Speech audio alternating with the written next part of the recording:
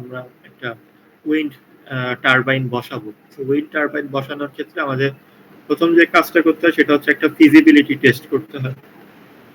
তো এই feasibility test করার সময় আমাদেরকে এই পাওয়ার কার্ভটা বানাইতে হবে, ঠিক আছে? এবং এই পাওয়ার কার্ভটা বানানোর পরে মূলত আমরা ডিসাইড করতে পারবো যে আমাদের ফিজিবিলিটি কতটুকু আছে, মানে এটা এখানে এই জায়গাতে, এই পার্টিকুলার জায়গাতে উইন্ড টারবাইন বসানোটা লাভজনক হবে নাকি লোকসানের হবে, সেটা এইটা থেকে আমরা একটা ডিসাইড করতে পারবো, ঠিক আছে? তো এই পাওয়ার কার্ভটা অ্যাকচুয়ালি কি আমরা যদি একটু বোঝার চেষ্টা করি, তবে তার আগে আপনাদের ক্লাসরুমে একটা লিংক পোস্ট করা হয়েছে, ওই লিংকটা সবাই একটু ফিল আপ করে আসে। গুগল ক্লাসরুমে একটা ফর্মের লিংক দেওয়া আছে, ওইটা একটু সবাই ফিল আপ করে আসে।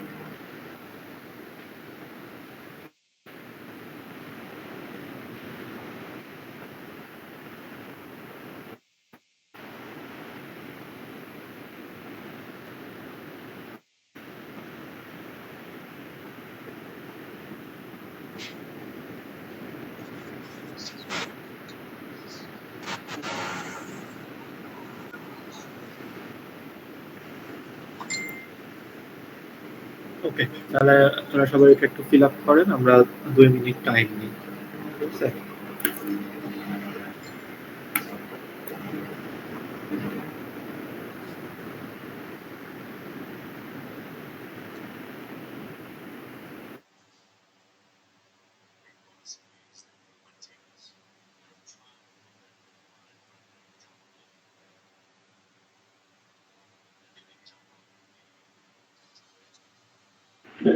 স্যার লিংক কি আজকে দিয়েছেন? হ্যাঁ হ্যাঁ, আজকেই দিয়েছি, ক্লাসরুমে চেক করেন। এটা জি স্যার, পাইছি স্যার। স্যার এখানে লাস্টে একটা অপশন আছে wind energy and solar energy, এটা মানে কোনো কি স্পেসিফিক কারণ আছে? যে কোনো একটা চুজ করলেই হবে। ওকে স্যার, ধন্যবাদ।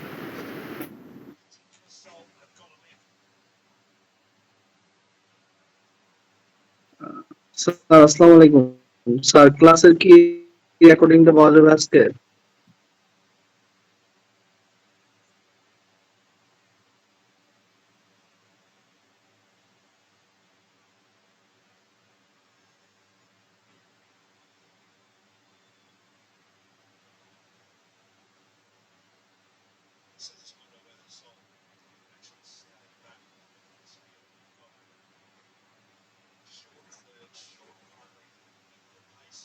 স্যার আসসালামু আলাইকুম।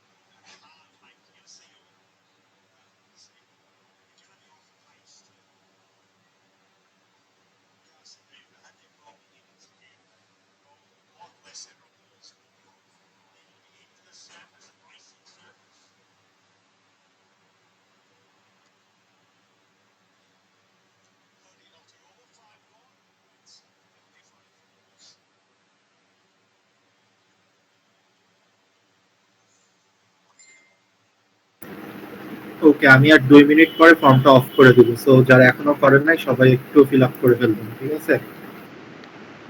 স্যার আমাদের এখানে স্যার কারেন্ট অনেক ডিস্টার্ব করতেছে স্যার, আপনি কি বলছেন মানে বুঝতে পারি নাই স্যার, যদি আরেকবার একটু বলেন। কারেন্ট চলে গেছিল স্যার। আমি বলেছি যে আমি 2 মিনিট পরে ফর্মটা অফ করে দিব। তো এখনো যারা ফিল আপ করেন নাই সবাই ফিল আপ করে ফেলেন দ্রুত।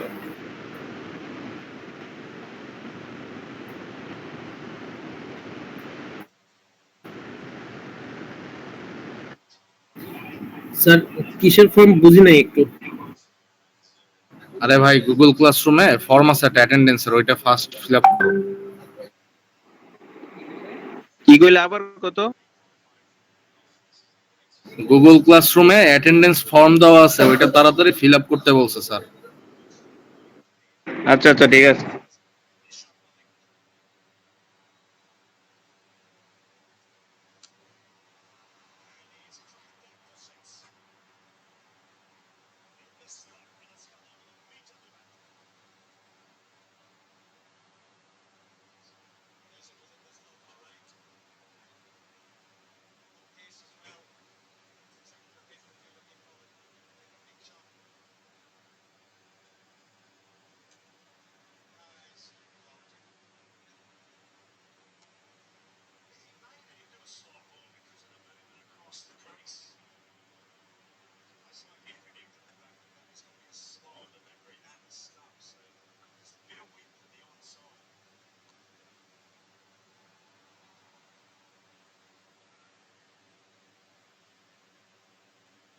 আচ্ছা সোলার না উইন্ড?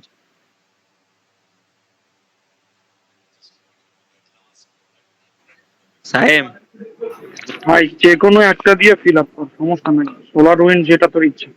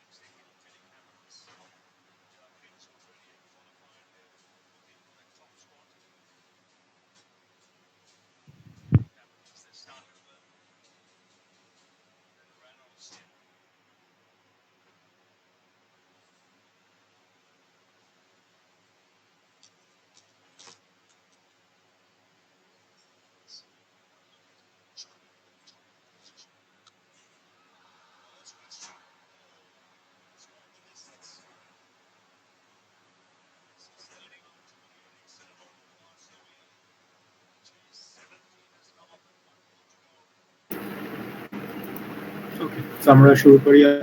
পাওয়ার কার্ভ আমরা যেটা দেখতেছিলাম, সো যেটা বলতেছিলাম যে আমরা যখনই কোনো জায়গায় উইন্ড এনার্জি সিস্টেম ইনস্টল করতে যাব তখন আমাদের আর কি এরকম একটা পাওয়ার কার্ভ প্রথমে ফিজিবিলিটি টেস্ট করার পরে একটা পাওয়ার কার্ভ আমাদেরকে বানাইতে হবে।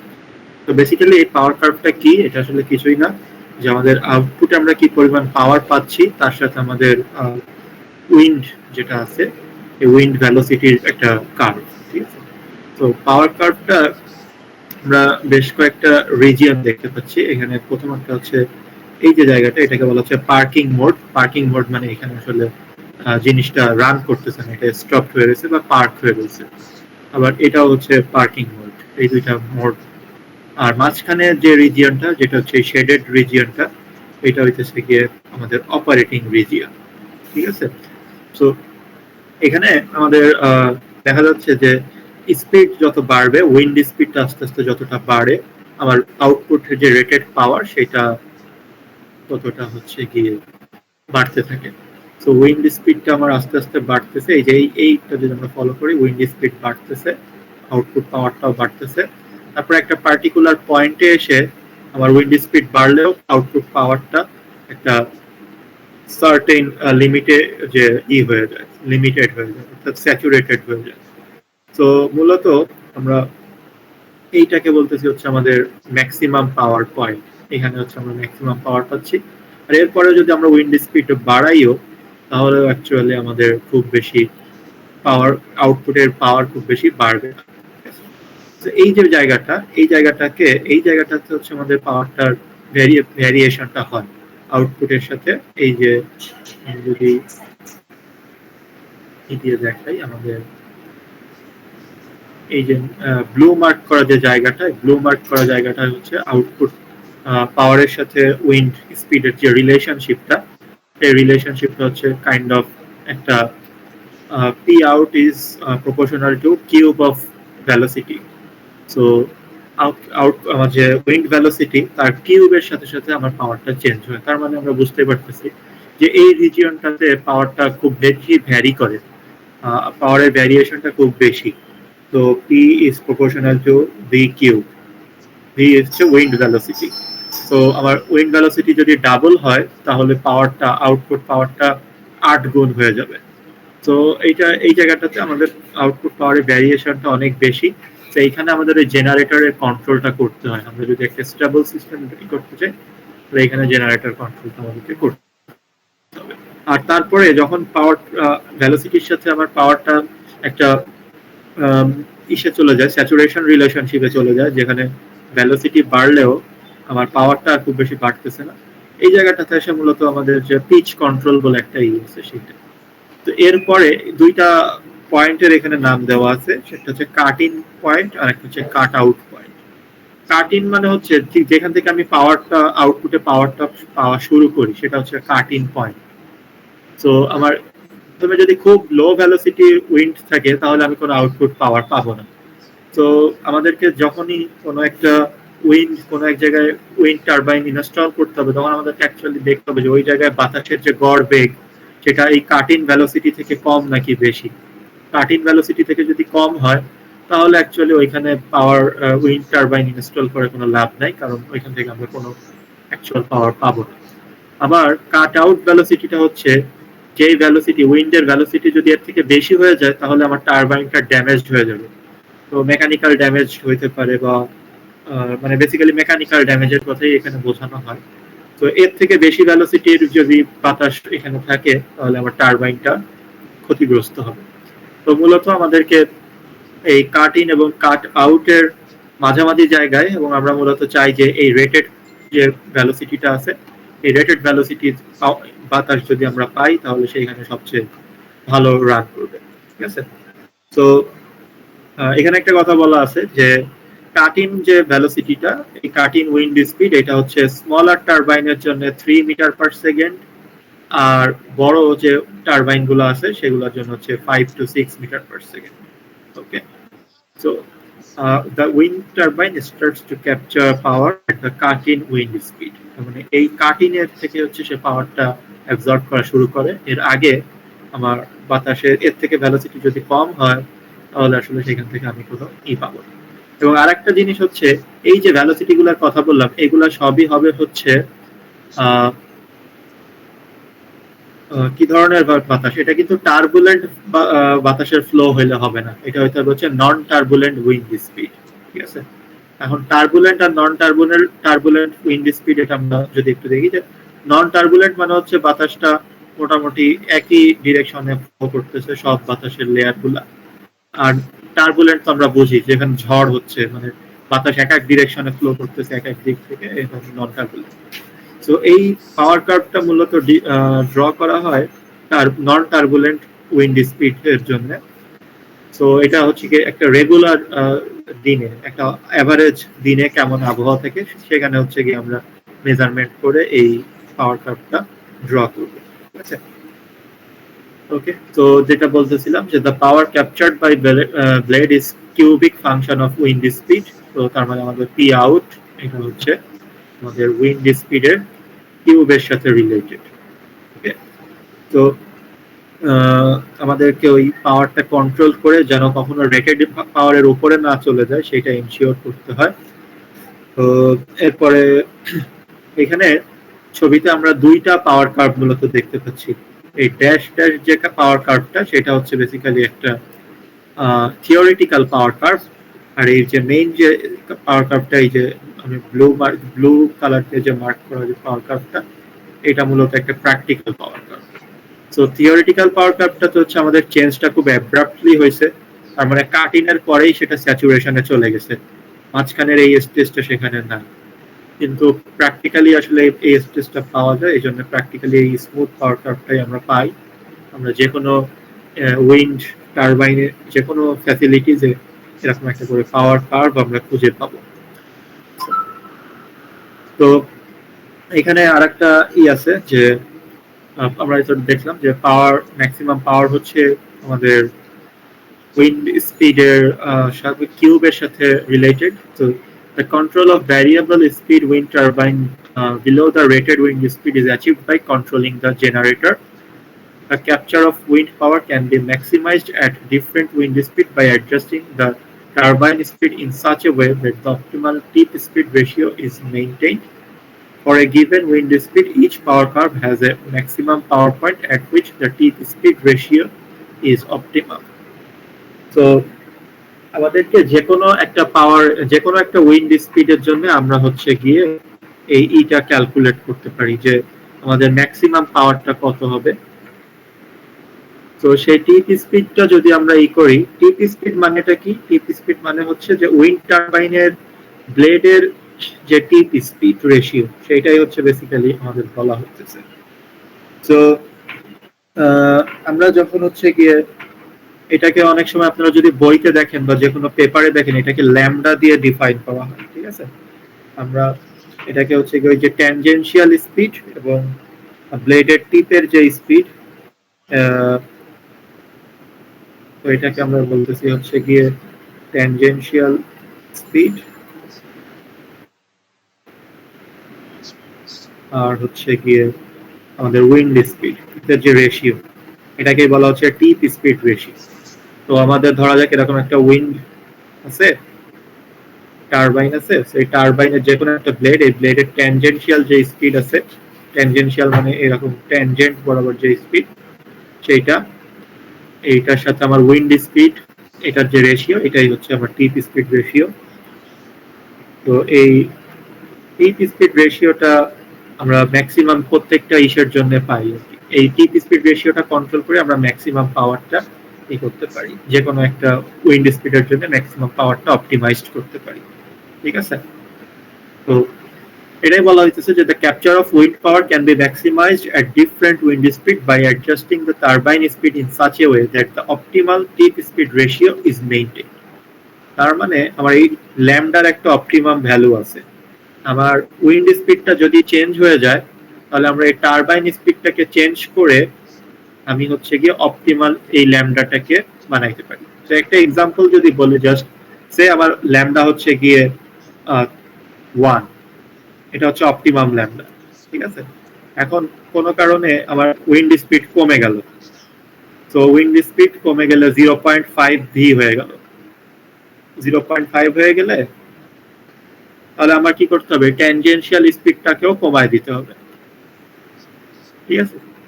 তো আমার যদি এরকম থাকে যে প্রথমে ছিল ভিটি বাই ভিডব্লিউ সমান 1, তো এখন যদি কোনো কারণে আমার উইন্ড স্পিডটা কমে যায়, তাহলে আমার ট্যানজেনশিয়াল স্পিডটাকেও কমায় দিতে হবে, দিয়ে আমার এই অপটিমাম যে টিপ স্পিড রেশিও সেটাকে মেইনটেইন করতে হবে। So this is the way to কি বলে control the wind power, and to obtain the maximum available power from the wind at different wind speeds, the turbine speed must be adjusted to ensure its operation is at all maximum power points. The trajectory of MPPs represent a power curve which can be described by Pmax সমান omega m cube. Omega m হচ্ছে আমাদের যে rated speed সেইটা। আচ্ছা, আর এখানে আরেকটা আছে, সেটা হচ্ছে torque.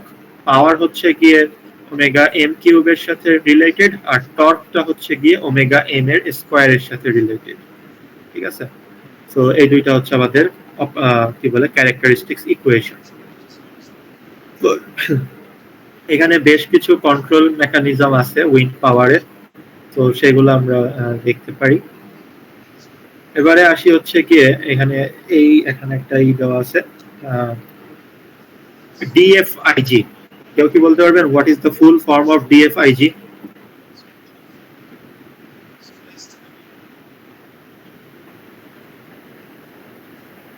Doubly fed induction generator. Double fed induction generator. তো এখানে হচ্ছে বেসিক্যালি দুইটা এই ইন্ডাকশন জেনারেটরের দুইটা সোর্স থাকে, একটা তো সে উইন্ড থেকে আসে, আর একটা হচ্ছে গিয়ে আমার অন্য কোনো সোর্স থেকে আমার এটা আসে, এবং সেটা আলটিমেটলি ট্রান্সফরমার থেকে আলটিমেটলি গ্রিডে চলে যাবে। ঠিক আছে, তো এই ধরনের একটা পাওয়ার কনভার্টার আমাদের উইন্ডের অনেক সময় এই ডিএফআইজির মাধ্যমে অনেক সময় আমার উইন্ড এনার্জি ইলেকট্রিসিটিতে কনভার্ট করে গ্রিডে সাপ্লাই দেওয়া হচ্ছে। আবার অনেক সময় হচ্ছে গিয়ে এটাকে ওই অ্যাসিনক্রোনাস জেনারেটর বা সিনক্রোনাস জেনারেটরের মাধ্যমে কনভার্ট করে পিষে দেওয়া হচ্ছে। এখানে দুইটা দেখানো হচ্ছে, একটা হচ্ছে partial scale converter with DFIG আর full scale converter with synchronous generator or induction generator. So partial scale এখানে হচ্ছে কি আমরা মূলত পার্থক্যটা হচ্ছে এক জায়গায় আমরা ডিএফআইজি ইউজ করি আর এক জায়গায় হচ্ছে গিয়ে সিনক্রোনাস জেনারেটর ইউজ করতেছি। মেইন পার্থক্যটা অ্যাকচুয়ালি এই জায়গাটা। এখানে যদি আমরা খেয়াল করি যে এখানে কি হচ্ছে, এই যে পাওয়ার পার্শিয়াল স্কেল পাওয়ার ইলেকট্রনিক্স, এইখানে আমরা একটা কোনো একটা সিস্টেমের মাধ্যমে এইটা পাওয়ারটাকে নিয়ে আমরা এই ডিএফআইজি তে প্রোভাইড করতেছি। ঠিক আছে, তো গ্রিড থেকে পাওয়ারটা নেওয়া হচ্ছে, এটাকে সামহাউ আমরা এই প্রোভাইড করতেছি। ওকে, তো আর এইখানে হচ্ছে কি আমরা সরাসরি সিনক্রোনাস জেনারেটরে দিচ্ছি। সিনক্রোনাস জেনারেটর থেকে সেটা প্রথমে হচ্ছে ফিল্টার হওয়ার পরে এখানে পাওয়ার কনভার্সন স্টেজগুলো পার হয়ে ট্রান্সফরমারের মাধ্যমে হচ্ছে গিয়ে গ্রিডে চলে যাচ্ছে। এখানে কি বলা হচ্ছে যে ভ্যারিয়েবল পিচ, এখানে এইটা সেটা হচ্ছে বিভিন্ন ধরনের ক্যারেক্টারিস্টিক্স এর কথা বলা হচ্ছে। এখানে আমাদের ভ্যারিয়েবল স্পিড প্রোভাইড করা হচ্ছে, ডাবলি ফেড ইন্ডাকশন জেনারেটর ইউজ করা হচ্ছে, তারপরে গিয়ার বক্স ইউজ করতেছি আমরা, স্টেপ ভ্যারিয়েশনটা 30% এর মতো হয়। পাওয়ার কনভার্টার এগুলো রোটর সার্কিটের সাথে back to back power converter use করতে পারি, অথবা direct AC to AC power converter use করতে পারি। এগুলো সরাসরি রোটর সার্কিটের সাথে connected, state of the art solutions. তো এই ধরনের সলিউশন গুলো এখন বাজারে বা রিসার্চ লেভেলে অলরেডি এগুলো খুবই ওয়েল ডেভেলপড সিস্টেম, খুব অনেক জায়গাতে এগুলো এখন ইমপ্লিমেন্টেড আছে। ওকে, সো রিকোয়ারমেন্টস অফ উইন্ড এনার্জির ক্ষেত্রে মূলত এইগুলো ছিল আমাদের। এর পরের যে পার্টটা আছে সেটা হচ্ছে ফটোভোল্টাইক সিস্টেম বা পিভি সিস্টেম। তো ফটোভোল্টাইক সিস্টেমের ক্ষেত্রেও আমরা একই রকম এটা দেখবো। প্রথমে আমাদের রিকোয়ারমেন্টটা কি, তারপরে হচ্ছে রিকোয়ারমেন্ট থেকে কিভাবে আমরা একটা ফটোভোল্টাইক সিস্টেমকে অ্যাসেস করতে পারি তার কিছু ক্রাইটেরিয়া, এবং ফাইনালি পাওয়ার ইলেকট্রনিক্স এর অ্যাপ্লিকেশনটা দেখবো। তো এখানেও আমাদের তিনটা সাইড আছে, জেনারেশন সাইড, তারপরে হচ্ছে গিয়ে গ্রিড কানেকশন বা গ্রিড সাইড, আর একটা হচ্ছে গিয়ে ফটোভোল্টাইক কনভার্সন যে সিস্টেমটা সেইটা। তো এটা হচ্ছে গিয়ে grid connected photovoltaic system, grid connected. আর আইসোলেটেড ফটোভোল্টাইক সিস্টেম, এটা তো আমরা জানি, ওইখানে তো ওইগুলা জিনিস নিয়ে আমরা অলরেডি অনেক পড়াশোনা করছি। তো আমি জানি যে আপনাদের রিনিউয়েবল কোর্সে এই টপিকগুলো অলরেডি আপনারা পড়ে ফেলছেন। খুব বেশি সময় না নিয়ে আমরা চলি দ্রুত আঁকাই। জেনারেটর সাইডে আমাদের কি কি থাকে, একটা এমপিপিটি, এটা হচ্ছে কন্ট্রোল সিস্টেম, তারপরে ডিসি ভোল্টেজ বা কারেন্ট এবং প্যানেল মনিটরিং, এই সিস্টেমগুলো আমাদের থাকবে। ফটোভোল্টাইক যে কনভার্সন স্টেজ, সেখানে হচ্ছে গিয়ে আমাদের একটা হাই এফিশিয়েন্ট সিস্টেম বানাইতে হবে, রিলায়েবল হইতে হবে, টেম্পারেচার ম্যানেজমেন্ট করার ব্যবস্থা থাকতে হবে, তারপরে আইল্যান্ডিং প্রোটেকশন সিস্টেম থাকতে হবে, কমিউনিকেশন সিস্টেম থাকতে হবে। আর গ্রিডের ক্ষেত্রে হাই পাওয়ার কোয়ালিটি এনশিওর করতে হবে, ভোল্টেজ লেভেলটা এনশিওর করতে হবে, ফ্রিকোয়েন্সি কন্ট্রোলের ব্যবস্থা থাকতে হবে, এবং ফল্ট ম্যানেজমেন্টের সুবিধা থাকতে হবে। তো আমাদের এখানে পিভি সিস্টেমের যে profile, mission profile for PV system, সেখানে কি কি আছে? High variable solar irradiance, so solar ইরেডিয়েন্সের ভ্যারিয়েবিলিটিটা অনেক বেশি হইতে পারে। তারপরে পাওয়ার ইনার্শিয়াটা কম, সোলার সিস্টেমে কিন্তু পাওয়ার ইনার্শিয়াটা কম। তো সেই পাওয়ার ইনার্শিয়া বলতে কি বোঝাচ্ছে? যে পাওয়ারের চেঞ্জটা খুব দ্রুত হইতে পারে, ইনার্শিয়া বেশি মানে চেঞ্জটা স্লো হয়। কিন্তু সোলারের ক্ষেত্রে পাওয়ার ইনার্শিয়াটা অনেক কম, তার মানে পাওয়ারের লেভেলটা খুব দ্রুত চেঞ্জ হইতে পারে। ঠিক আছে, একইভাবে টেম্পারেচার ইনার্শিয়াটাও কম। সো আমাদের হচ্ছে গিয়ে ওই জিনিসগুলো মাথায় রেখে পিভি সিস্টেমের এই ডিজাইন করতে হবে। আর টেম্পারেচার সেন্সিটিভিটিটা তো আছেই, তো সেই সবগুলো জিনিস মাথায় রেখে আমরা হচ্ছে পিভি সিস্টেমকে ডিজাইন করি। তো এখানে একটা সোলার এনার্জি সিস্টেমের একটা জেনারেল ব্লক ডায়াগ্রাম দেওয়া আছে। সোলার রেডিয়েশন থেকে আমরা প্রথমে যে ডিসি ভোল্টেজটা পাবো, এই ডিসি ভোল্টেজটাকে হচ্ছে গিয়ে প্রথমে একটা DC converter, DC two DC converter, এবং এটার মধ্যে হচ্ছে এমপিপিটি কন্ট্রোলার সিস্টেমটা। এমপিপিটি মানে কি ছিল? Maximum power point tracking.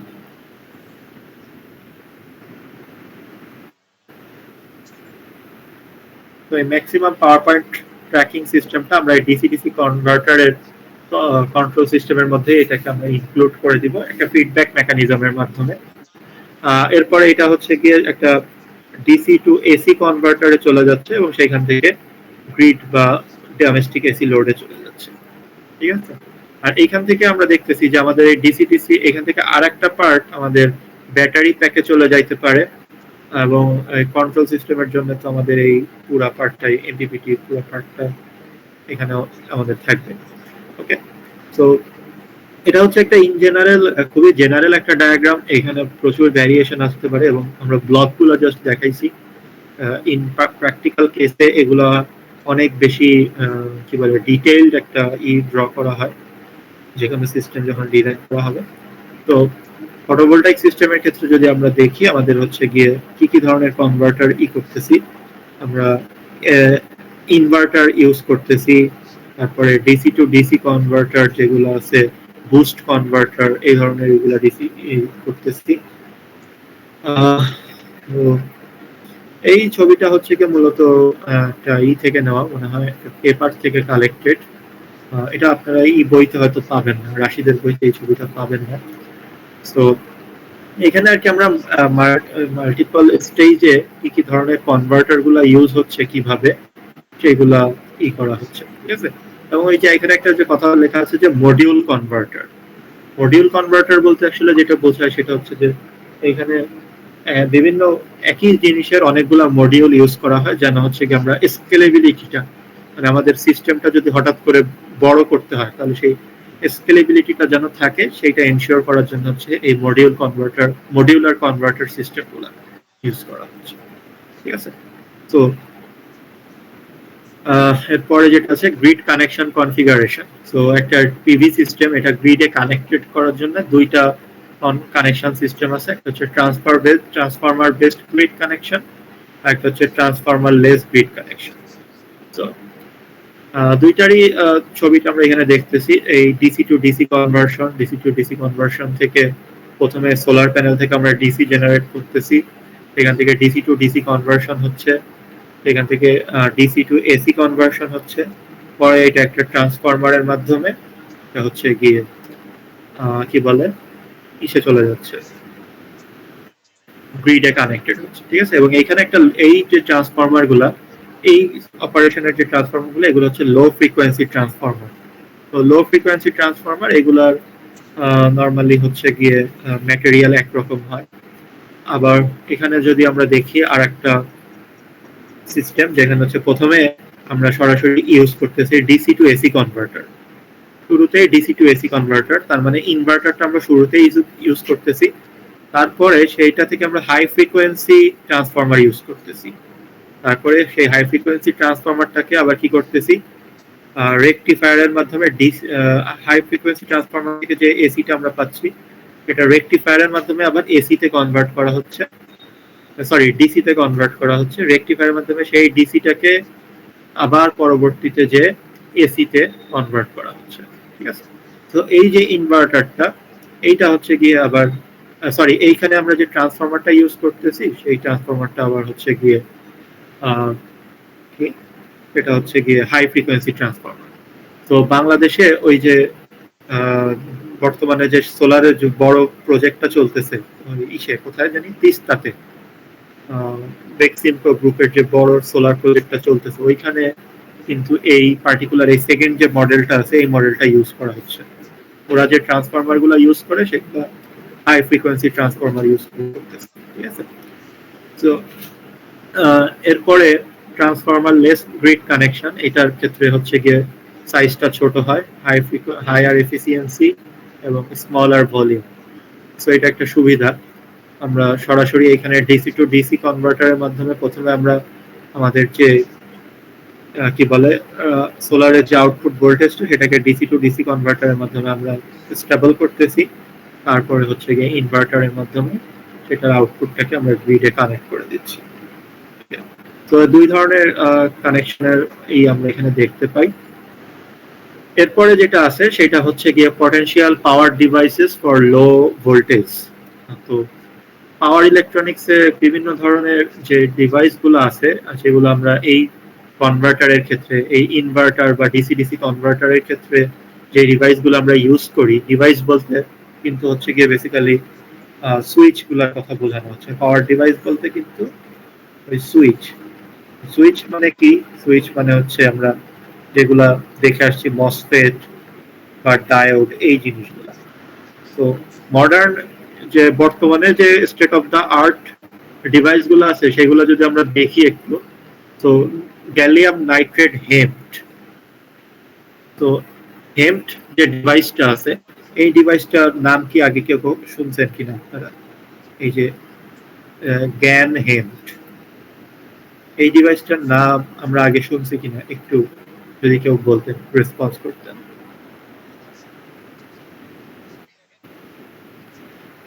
ওকে, না স্যার।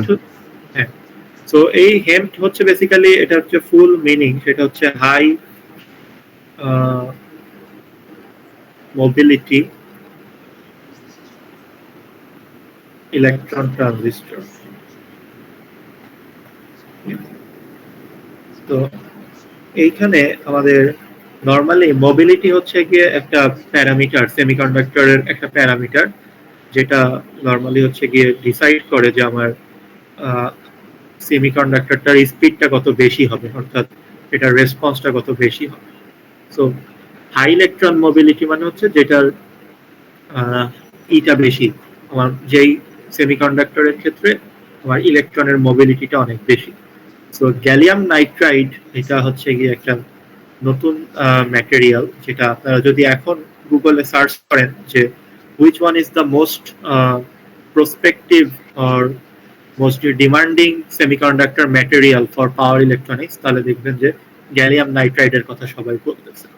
গ্যালিয়াম নাইট্রাইড হচ্ছে গিয়ে ভবিষ্যতে পাওয়ার ইলেকট্রনিক্স এর দুনিয়ার সবচেয়ে বড় ইম্পর্টেন্ট জিনিস, বা এই ম্যাটেরিয়ালটাই হচ্ছে গিয়ে ভবিষ্যতে পাওয়ার ইলেকট্রনিক্স কে ডমিনেট করবে। এখন আমরা যা ইউজ করি সিলিকন বেসড যেসব ডিভাইস আমরা ইউজ করি সেগুলা কিন্তু আর খুব বেশি দিন ভবিষ্যতে টিকবে না। গ্যালিয়াম নাইট্রাইড হচ্ছে বেসিক্যালি নতুন গোল্ড বলা যায়, ঠিক আছে। তো এটা হচ্ছে গিয়ে একটা ওয়াইড ব্যান্ড গ্যাপ ম্যাটেরিয়াল, এবং এটা দিয়ে হচ্ছে গিয়ে যে হাই ইলেকট্রন মোবিলিটি ট্রানজিস্টর যেগুলো আছে সেগুলা ডেভেলপ করা হচ্ছে। তো এইটা মডার্ন পাওয়ার যে ইলেকট্রনিক্স সেইখানকার খুবই প্রমিনেন্ট একটা ডিভাইস। আমরা মসফেট দেখছি, বিজেটি দেখছি, আইজিবিটি দেখছি, তো হেমটো সেরকম একটা ট্রানজিস্টর যেখানে আমরা পার্টিকুলারলি ইলেকট্রনের মোবিলিটিটাকে অনেক বেশি বাড়ানো হচ্ছে। তো এটার জন্য এটা খুবই প্রমিনেন্ট একটা ডিভাইস, এবং এইটার ক্ষেত্রে কি কি সুবিধা আছে যদি আমরা দেখি যে এটার পাওয়ার ডেনসিটিটা অনেক হাই। পাওয়ার ডেনসিটি অনেক হাই মানে কি, খুব ছোট সাইজের একটা ডিভাইস অনেক বেশি পাওয়ার কন্ট্রোল করতে পারে। এটা রিলায়েবিলিটিটাও হাই এবং কস্টটাও হাই, ঠিক আছে। সো গ্যালিয়াম নাইট্রাইডের যে বর্তমানে গ্যালিয়াম নাইট্রাইডের যে মেইন চ্যালেঞ্জটা সেটা হচ্ছে এটার কস্ট। এটার কস্টটা হচ্ছে গিয়ে অনেক বেশি হয়ে যাচ্ছে। তো রিসার্চাররা মূলত কাজ করতেছে যে গ্যালিয়াম নাইট্রাইড রিলেটেড যে ডিভাইসগুলো আছে সেই ডিভাইসগুলোর কস্ট কিভাবে কমানো যায় সেইটা। তো যখন এটার কস্টটা নেমে আসবে তখন বাজারে মূলত এটাই ডমিনেট করবে। এরপরে হচ্ছে গিয়ে ফেলিওর মোড হচ্ছে এটা শর্ট সার্কিট, তারপরে এটার ইনসুলেশন টু হিট সিঙ্ক দরকার আছে, সুইচিং লসটা খুবই কম, কন্ডাকশন লস খুবই কম, থার্মাল রেজিস্ট্যান্স এটা মডারেট, আর হচ্ছে কস্ট ফ্যাক্টরটা যেটা বললাম হাই, আর গেট ড্রাইভার এটা কমপ্লেক্স গেট ড্রাইভার। আর লাস্টে হচ্ছে কিছু কোম্পানির নাম বলে দেওয়া আছে যারা হচ্ছে গিয়ে বর্তমানে এই ডিভাইসটা তৈরি করতেছে, যেমন হচ্ছে গিয়ে যে ইনফিনিয়ন, তারপরে ফুজিৎসু, টেক্সাস ইনস্ট্রুমেন্ট, গ্যান সিস্টেম, এই কোম্পানিগুলা এরা বর্তমানে এই ধরনের ডিভাইসগুলা প্রডিউস করতেছে। সো এটার ভোল্টেজ রেটিংটা কত? আপ টু 650 ভোল্ট, মানে 650 ভোল্ট পর্যন্ত আমি এই ধরনের ডিভাইসগুলোতে অ্যাপ্লাই করতে পারি। কারেন্ট রেটিংটাও দেখেন অলমোস্ট 90 অ্যাম্পিয়ার পর্যন্ত আমরা এটা থেকে কারেন্ট রেটিংটা পেতে পারি। তারপরে আছে হচ্ছে super junction silicon MOSFET. Super junction silicon MOSFET হচ্ছে একটা স্পেশাল টাইপ অফ মসফেট, যেখানে হচ্ছে কি আমরা বেশ কয়েক ধরনের ডিভাইস ম্যাটেরিয়াল ইউজ করে এটা বানানো হচ্ছে। বিভিন্ন কি বলে, এটা হচ্ছে হেটারো জাংশন সেমিকন্ডাক্টরের একটা এক্সাম্পল।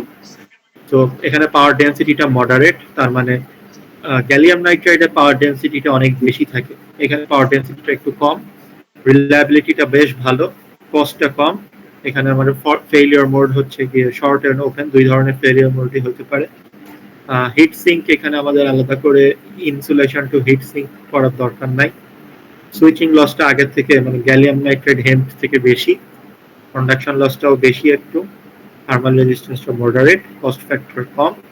আর যে গেট ড্রাইভার সেটা সিম্পল। গেট ড্রাইভার বলতে গেটে আমি যে সার্কিটটা দিব, গেটটাকে অপারেট করব সেটা। তো এটার যে সাপ্লায়ার আছে সেই সাপ্লায়ারটা এরা ইনফিনিয়ন, রেনেসা, মিৎসুবিশি, এরা হচ্ছে এটার সাপ্লায়ার। এটার ভোল্টেজ রেটিংটা হচ্ছে গিয়ে 600 ভোল্টে পর্যন্ত আপ টু, আর কারেন্ট রেটিংটা দেখেন কম, কারেন্ট রেটিংটা 20 অ্যাম্পিয়ার। 600 ভোল্টেজে এটা কারেন্ট রেটিং হচ্ছে 20 অ্যাম্পিয়ার, তার মানে ম্যাক্সিমাম এটা হচ্ছে 600 গুণ 20, তার মানে কত, 12 কিলোওয়াট পাওয়ার সে ম্যাক্সিমাম হ্যান্ডেল করতেছে। ঠিক আছে। আর আমাদের যদি ইসে দেখি, গ্যান হেম্পের ক্ষেত্রে পাওয়ারটা কিন্তু অনেক বেশি ছিল, এখানে অলমোস্ট 30 কিলোওয়াট পাওয়ারটা ছিল। 650 ভোল্টে সেটা হচ্ছে গিয়ে 50 অ্যাম্পিয়ার, তার মানে টোটাল 30 কিলোওয়াট পাওয়ার সে হ্যান্ডেল করতে পারে। ওকে, লাস্টলি এখানে আরেকটা মসফেটের কথা বলা হচ্ছে, সিলিকন কার্বাইড মসফেট। এটাও সিলিকন কার্বাইড আর একটা হোয়াইট ব্যান্ড গ্যাপ ম্যাটেরিয়াল। তো হোয়াইট ব্যান্ড গ্যাপ ম্যাটেরিয়াল, এই হোয়াইট ব্যান্ড গ্যাপ ম্যাটেরিয়াল এটারও পাওয়ার ইলেকট্রনিক্সে এখন অনেক ভালো অ্যাপ্লিকেশন, অনেক জায়গায় গবেষণাও হচ্ছে। সো এটারও পাওয়ার ডেনসিটি অনেক হাই, রিলায়েবিলিটিটা আননোন, তার মানে রিসার্চ লেভেলে আছে, এখনো আমরা এটা মার্কেটে ওইভাবে ইউজ হওয়া শুরু হয়নি। তো কস্ট বেশি, শর্ট অ্যান্ড ওপেন দুই ধরনের ফল্ট হইতে পারে, হিট সিঙ্কের ইনসুলেশন দরকার নাই, সুইচিং লস লো, থার্মাল কন্ডাকশন লস নো, তারপরে থার্মাল রেজিস্ট্যান্সটাও এখানে লো হচ্ছে, কস্ট ফ্যাক্টর এখানে হাই, গেট ড্রাইভার মডারেট, মানে একটু মডারেট কমপ্লেক্সিটির গেট ড্রাইভার আমাদের এখানে দরকার। তো এই ধরনের ডিভাইস হচ্ছে গিয়ে দেখেন, এই যে মিৎসুবিশি, তারপরে অনসেমি, গ্লোবাল পাওয়ার, ইউএসসিআই, এরা হচ্ছে কি এই ধরনের এই যে ম্যানুফ্যাকচারার, তারা এই সিলিকন কার্বাইড বেসড মসফেট তারা তৈরি করতেছে। তো এইখানে ভোল্টেজ রেটিংটা দেখেন, ভোল্টেজ রেটিংটা অনেক বেশি, 1700 ভোল্ট, এবং কারেন্ট রেটিংটা অনেক বেশি, 1200 অ্যাম্পিয়ার, তার মানে আগের যে দুইটা, ওই দুইটা থেকে অনেক বেশি এটার ভোল্টেজ এবং current rating. So silicon carbide based যে ডিভাইসগুলো আছে এগুলার অ্যাকচুয়াল পাওয়ার হ্যান্ডলিং ক্যাপাবিলিটিটা অনেক বেশি। ওকে, তো এটা হচ্ছে কি আমাদের পিভি সিস্টেমের জন্য দেখলাম। এরপরে আসি উইন্ড পাওয়ারের জন্য। আমরা এই যে সিলিকন বেসড আইজিবিটি ইউজ করতে পারি, সিলিকন বেসড আইজিবিটি, এটার হচ্ছে গিয়ে পাওয়ার ডেনসিটি সবগুলা ওই আগের মতোই, আমরা সব পড়লাম না। তারপরে আইজিবিটি প্রেস প্যাক একটা আছে মডিউল, আর একটা হচ্ছে প্রেস প্যাক, তারপরে সিলিকন কার্বাইড মসফেট মডিউল, এই ধরনের ডিভাইসগুলার যে কোনটা সুবিধা অসুবিধা এই জিনিসগুলো এখানে ডিসকাস করা আছে টেবিলটা। তো আমরা সবগুলা ডিসকাস না করে জাস্ট একটু দেখে রাখি। আচ্ছা, এরপরে আসে হচ্ছে একটা এমপিপিটি অ্যালগরিদম। একটা এমপিপিটি অ্যালগরিদম মূলত কিভাবে কাজ করে, এটা হচ্ছে কি একটা পেপার থেকে কালেক্ট করা হয়েছে। তো বেসিক্যালি আমাদের যে কাজটা সেটা হচ্ছে এরকম যে আমাদের একটা আউটপুট, ডিজায়ার্ড আউটপুট ভোল্টেজ আছে, ঠিক আছে। আমরা যদি কাজটাকে একটু, আমি যদি সোজা বাংলায় এখানে যেটা লেখা আছে সেইটাকে কি করব, যে এই আমাদের যে আউটপুট ভোল্টেজটা, আমাদের সোলার থেকে যে আউটপুট ভোল্টেজটা আমি পাচ্ছি ওইটা তো ভ্যারি করতেছে, তাই না? সোলার থেকে যে আউটপুট ভোল্টেজটা পাই, ডিসি আউটপুট ভোল্টেজ, এটা কিন্তু খুবই ভ্যারি করে। তো এই ভ্যারিয়েশনটা আমরা কি করব, এটাকে ভ্যারিয়েশনটাকে কন্ট্রোল করার জন্য আমরা হচ্ছে গিয়ে একটা ডিসি ডিসি কনভার্টার ইউজ করি। তো সেই ডিসি ডিসি কনভার্টারে যে আউটপুট ভোল্টেজটা, ধরা যাক আমি সোলারে পাচ্ছি হচ্ছে 5 থেকে 15 ভোল্ট, এই রেঞ্জে আমি আউটপুট পাচ্ছি সোলার থেকে। কিন্তু আমার যেটা দরকার সেটা হচ্ছে আমার দরকার 30 ভোল্টের ফিক্সড ডিসি। তো 30 ভোল্টের ফিক্সড ডিসিটা আমি কিভাবে এনশিওর করব? আমার যেটা করতে হবে সেটা হচ্ছে যে আমি ওই যে আমার আউটপুটটা 30 ভোল্ট থেকে যদি বেশি হয়ে যায় তাহলে আমি সেটা একটা ফিডব্যাকের মাধ্যমে আমার কন্ট্রোলারকে জানাবো। কন্ট্রোলার তখন আমার যে ডিসি ডিসি কনভার্টার তার ডিউটি রেশিওটা চেঞ্জ করে এটাকে আবার 30 ভোল্টে নিয়ে আসবে। আবার একইভাবে 30 ভোল্ট থেকে যদি আমার আউটপুটটা কমে যায় তাহলে আমি আবার আমার কন্ট্রোলারকে জানাবো। কন্ট্রোলার তখন হচ্ছে গিয়ে ওই ডিউটি সাইকেলটাকে চেঞ্জ করে আমার নতুন ভাবে ডিউটি সাইকেল সেট করে দিবে, যেটার মাধ্যমে আমার আউটপুট ভোল্টেজটা 30 ভোল্টে আসবে, ঠিক আছে। তো এইখানে আর কি ওই কাজটাই করছে। প্রথমে হচ্ছে মেজার, ওকে আমাকে একটা মিনিট একটু টাইম দিন।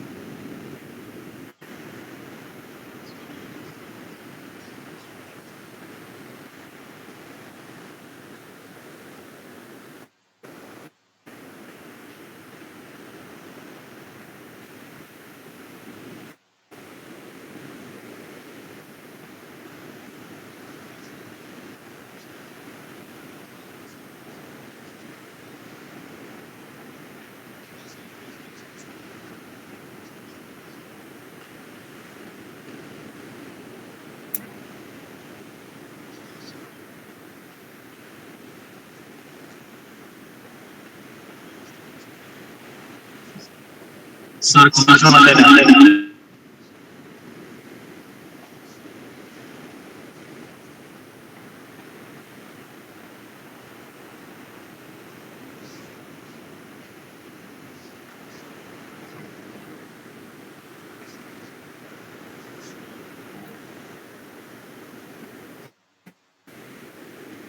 ওকে, সরি একটু ছিল।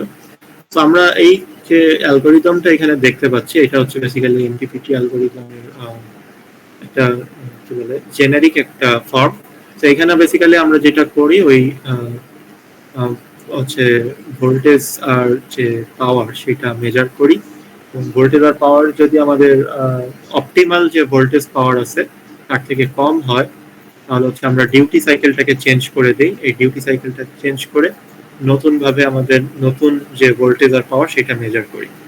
তো নতুন ভোল্টেজ আর পাওয়ার যদি আমাদের পুরনো ভোল্টেজ আর পাওয়ার থেকে বেশি হয় তাহলে আমরা হচ্ছে গিয়ে এখানে যাই, প্রথমে পাওয়ারটাকে কম্পেয়ার করব। পাওয়ারটা যদি বেশি হয় তাহলে আমরা ভোল্টেজটাকে কম্পেয়ার করব। ভোল্টেজটা যদি বেশি হয় তাহলে আমরা নতুন পাওয়ারটা ক্যালকুলেট করব এবং হচ্ছে গিয়ে আমরা আবার যে দেখবো যে অপটিমাল পয়েন্টে আসছে কিনা। আর যদি অপটিমাল পয়েন্টে থাকে তাহলে আমরা জাস্ট ওইভাবেই থাকবো। আর যদি অপটিমাল পয়েন্টে না থাকে তাহলে এটাকে আবার চেঞ্জ করব, নতুন ডিউটি সাইকেল সেট করব। নতুন ডিউটি সাইকেল থেকে নতুন করে পাওয়ার এবং ভোল্টেজ ক্যালকুলেট করব। সেইখান থেকে হচ্ছে গিয়ে আমরা নতুনভাবে আবার ওই পুরনো একই প্রসেসে করে যাব। তো বেসিক্যালি ডিউটি সাইকেলটা চেঞ্জ করা, আমাদের যে ডিসি ডিসি কনভার্টার যেটা আছে সেই ডিসি ডিসি কনভার্টারের যে ডিউটি সাইকেল সেটাকে চেঞ্জ করাই হচ্ছে আমাদের টার্গেট।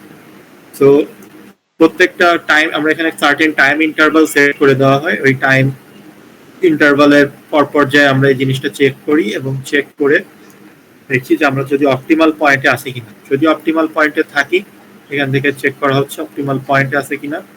অপটিমাল পয়েন্টে থাকলে আমরা হচ্ছে যা আছে সেই অবস্থায় থাকি, আর অপটিমাল পয়েন্টে না থাকলে আমরা হচ্ছে গিয়ে চার্জ করব, ডিউটি সাইকেল সেট দিব তারপরে নতুন পাওয়ার এবং নতুন ভোল্টেজ মেজার। স্যার এসওবি কি? এটা হচ্ছে ওই যে আমাদের যে অ্যালগরিদমটার মাধ্যমে অপটিমাল পয়েন্টটা করা হচ্ছে, আমাদের অপটিমাল পাওয়ার পয়েন্ট যেটা আছে এই ম্যাক্সিমাম সেইটা, ঠিক আছে।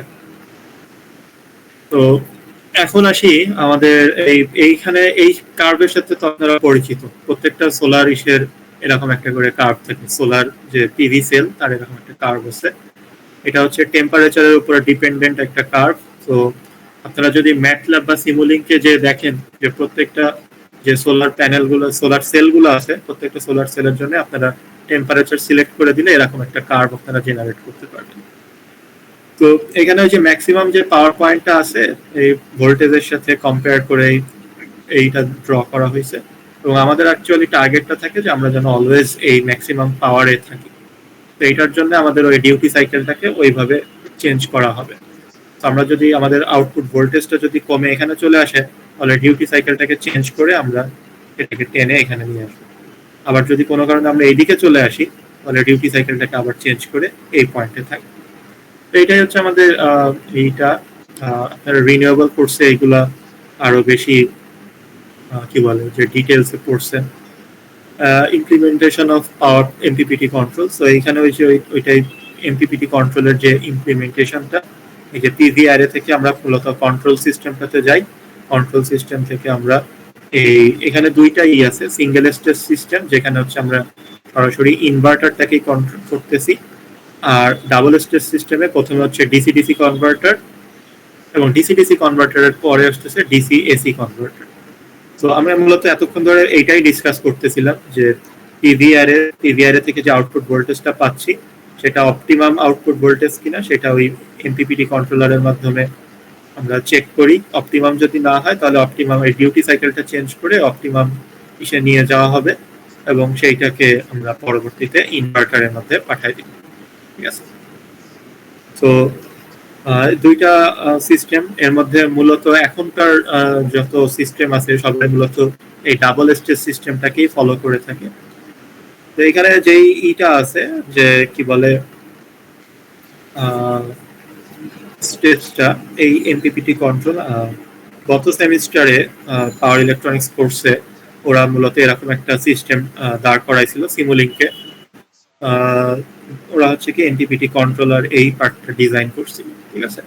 তো এমপিপিটি কন্ট্রোলারটা নর্মালি যেটা বললাম যে এখনকার দিনে সবাই মূলত এই ডাবল স্টেজ সিস্টেমটাকেই ফলো করে, যে পিভি অ্যারে থেকে আমরা যে আউটপুট ভোল্টেজটা পাই সেটা যদি অপটিমাম পয়েন্টে থাকে তাহলে সেই অনুযায়ী একটা ডিউটি সাইকেল সিলেক্ট করে দেয়, আর যদি অপটিমাম পয়েন্টে না থাকে তাহলে ওইটা ডিউটি সাইকেলটাকে ওইভাবে চেঞ্জ করে ওটাকে অপটিমাম পয়েন্টে নিয়ে যায়। তারপরে সেই অপটিমাম ডিসি ভোল্টেজটাকে আমার ইনভার্টারের মাধ্যমে চেঞ্জ করে ইসি বানানো হয়, ফিল্টারের মাধ্যমে পরবর্তীতে সেটা গ্রিডে সাপ্লাই দেওয়া হয়। আর ইনভার্টারের কন্ট্রোল স্টেজটা তো আছে, যেটা হচ্ছে গিয়ে আমাদের ইনভার্টারের কারেন্ট কোয়ালিটি, হারমোনিক্স, এইসব জিনিসপত্রগুলো করবে, ইনশিওর করবে। তো এই পর্যন্তই ছিল আমাদের আজকের এই লেকচার। তো থ্যাংক ইউ সবাইকে জয়েন করার জন্য। স্যার এই পিডিএফটা কি দিবেন? পিডিএফটা দেওয়া আছে, ক্লাসরুমে দেওয়া আছে।